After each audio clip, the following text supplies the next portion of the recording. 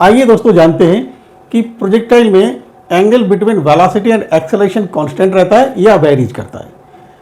हम जानते हैं कि वेलोसिटी की डायरेक्शन किसी भी पॉइंट पर टेंजेंशियल होती है।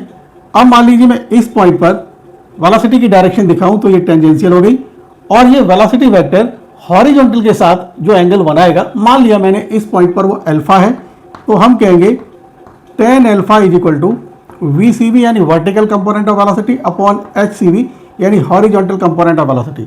मतलब मैं अगर इस पॉइंट पर ये अल्फा एंगल देखना चाहूं तो मैं इस पॉइंट पर वर्टिकल कंपोनेंट ऑफ वेलोसिटी और मुझे हॉरिजॉन्टल कंपोनेंट ऑफ वेलोसिटी पता होना चाहिए, यहां लगाऊंगा अल्फा निकाल लूंगा।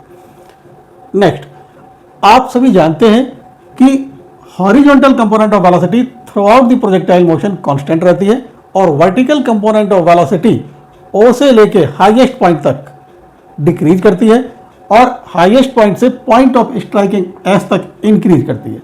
मतलब ये हुआ, तो हम ये कहेंगे कि VCV डिक्रीजिंग कहां से, O से लेके M तक, तो VCV इंक्रीजिंग M से लेके S तक मैग्नीट्यूड में।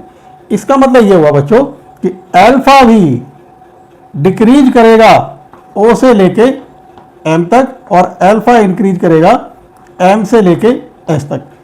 हमने यहां तक कंक्लूजन ये निकाल लिया कि वेलोसिटी वेक्टर हॉरिजॉन्टल के साथ जो एंगल बनाएगा वो एंगल O से लेके M तक डिक्रीज करेगा, M पॉइंट पर वो 0 हो जाएगा और M से लेके S पॉइंट तक वो इंक्रीज करेगा। नेक्स्ट बढ़ते हैं, किन्हीं भी दो वेक्टर्स के बीच का एंगल उन दोनों वेक्टर्स के टेल के बीच का एंगल होता है। इसके लिए मैंने पहले वीडियो भी अपलोड किया है। तो अगर मैं O पॉइंट पर आऊं तो एक्सेलरेशन, क्योंकि प्रोजेक्टाइल के केस में एक्सेलरेशन -g ही होता है यानी vertical acceleration due to gravity यानी वर्टिकली डाउनवर्ड डायरेक्शन में, तो ऑब्वियसली पॉइंट ऑफ प्रोजेक्शन पर वेलोसिटी और एक्सेलरेशन के बीच का एंगल हो जाएगा ये, जो कि आप देख रहे हैं 90 प्लस थीटा है। ये है 90 plus theta.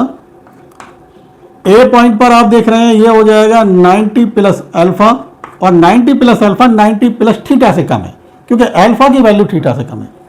Obviously M point पर आप देख रहे हैं ये एक दूसरे के परपेंडिकुलर हो जाएंगे और B पॉइंट पर आप देख रहे हैं ये एंगल एक्सेलरेशन और वेलोसिटी के बीच का एंगल होगा और ये एंगल 90 है, तो मैं कहूंगा ये हो जाएगा 90 माइनस अल्फा।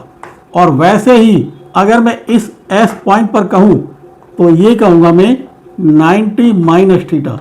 कंक्लूजन ये है कि O से लेके S तक प्रोजेक्टाइल में angle between velocity and acceleration continuously decreasing.